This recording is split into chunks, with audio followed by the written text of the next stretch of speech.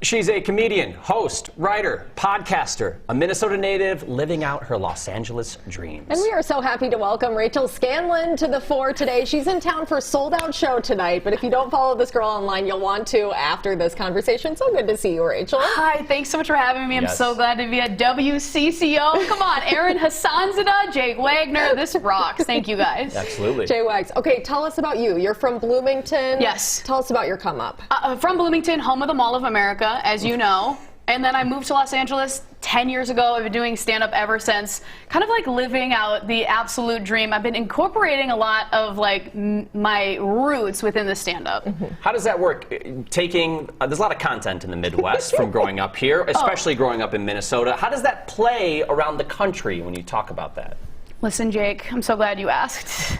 I've always said, like, comedy is who you are. My comedy is exactly who I am. So if I'm having a good time talking about it, even if you don't know Camp Snoopy or like only knowing like mac and cheese and dairy or like ranch culture, you can sense that I'm enjoying telling it to you. So that will work everywhere. And I've been like enjoying doing Midwest jokes throughout the entire country. This whole year I've been on tour. I've been to Canada. People understand.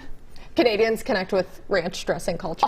Well, see, up here we're basically, we're kind of like Canada's sitting right on our heads, you know what I mean? That's so, what like, the rest of the country thinks, at least, that we are an extension. Yes, they do. You've done several shows in the Twin Cities at this point now. Do you have a favorite venue when you come back home? I mean, I do like Sisyphus, which is a brewery in Minneapolis, which has been such a good like hub for me. I also worked at the Mall of America for like, I was basically born and raised in the rotunda of the Mall of America. So I will oftentimes go back there, hit a Caribou, and I'll do the House of Comedy. I worked there for a while. Yep. And yeah, You had a different job at Mall of America as I remember it, though. Oh, do you remember?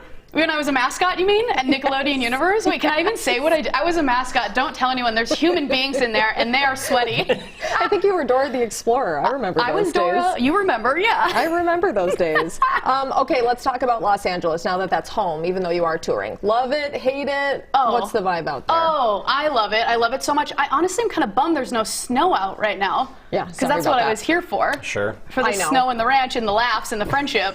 No snow, but no, Los Angeles is really fun. Sometimes I do feel a little bit like a fish out of water. There's a lot of, you know, juices and kale drinks, but, you know, there's like a lot of queer people and there's mountains and it's beautiful, but I feel like, and maybe this is, almost every single city I've been to, I have felt like a local. Like I feel very connected. Wherever there's like a group of people around, laughing, having a good time, I'm like, I feel at home wherever you drop me. In your time traveling the country, do you find there are certain cities that are great cities to be a comedian in, like where the audience you know is going to be great compared to others? Yes. I mean, anywhere you go where there's like outdoorsy queer people, I'm going to have a really fun time. It's gonna fit. Yeah, like any type of place where it feels like you could walk into an REI at any point. Like Portland, Seattle, Minneapolis, by the way, as well. Like very like outdoorsy, mountainy. Like that's where I'm going to have a really fun time. They connect with you. What are the Minnesota audiences like? Because we can be a little slow to warm up, I feel, here that's the in thing. Minnesota. I feel like people, the vibe is like, oh, they're going to be so polite. They're going to be like, oop, or like, ah, like, but